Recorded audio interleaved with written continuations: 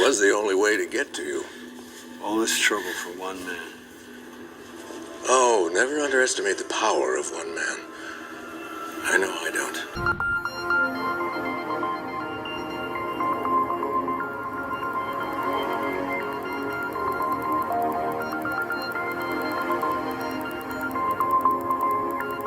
March 16th, 2018.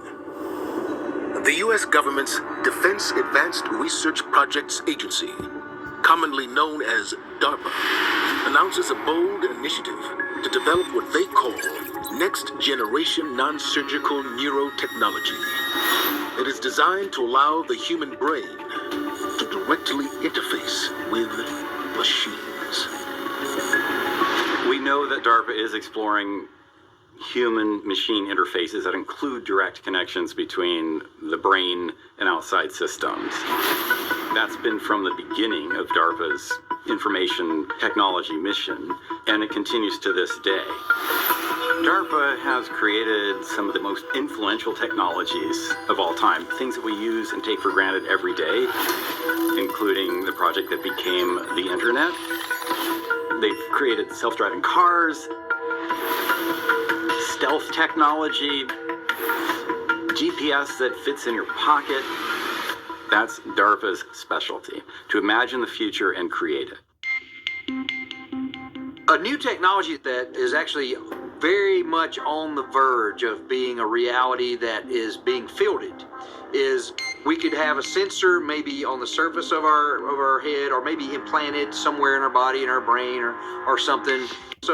Is being fielded is we could have a sensor maybe on the surface of our head, or maybe implanted somewhere in our body, in our brain, or something that allows us to interact directly with our communications gear, our processing gear, our weapon systems, and so on. But now imagine we take that technology and we can control robots at a distance with it. Even fly drones. You put this sensor on and you think the right way, and you can increase the speed of the fan by thinking and controlling that thought with direct-to-mind or mind-machine interfacing. With that type of capability, you could control all sorts of buttons and mechanisms in equipment.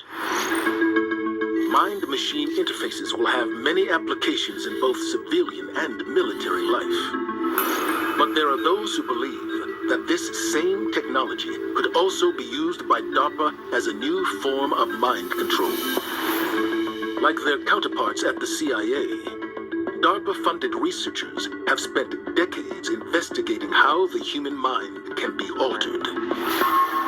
In 1965, DARPA launched Project Pandora, which studied the possibility of using microwave radiation to control human behavior. Of using microwave radiation to control human behavior. Of using microwave radiation to control human behavior.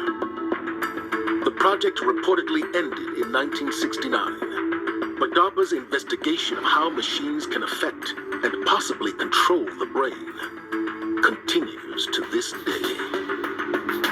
There are explicit programs of DARPA to read and write to human brains, whether it's through direct implants within the brain or wearing some kind of cap.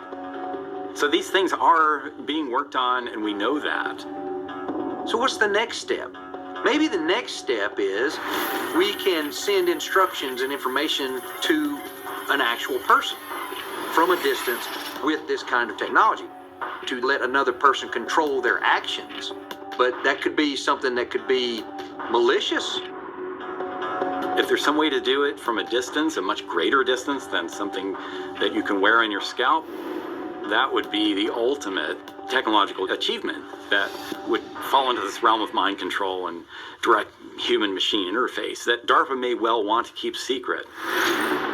In the near future, DARPA may possess the technology to remotely control the human mind.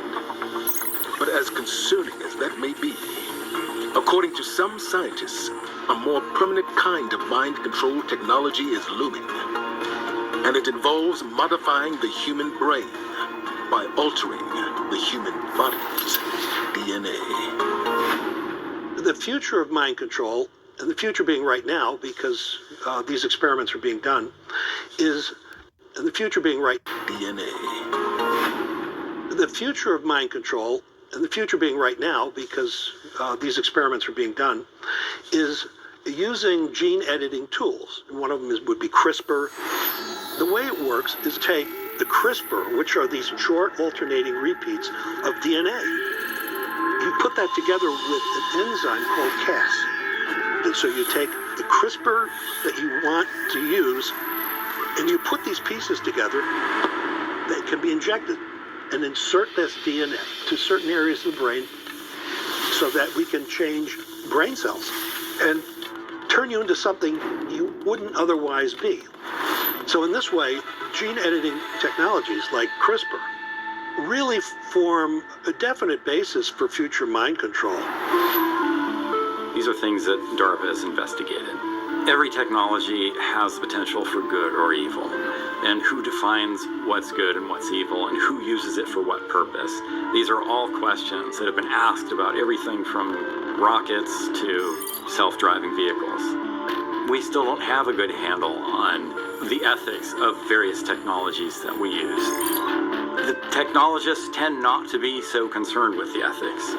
That seems to be the domain of other people, policymakers, for example, academics, people like this. There needs to be a hand-in-hand interaction with people creating technology and those who are considering the ethics of that technology.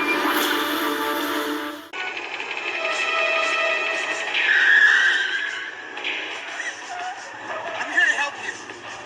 I'm Reese, Sergeant TechCom, BN 38416, assigned to protect you. You've been targeted for termination.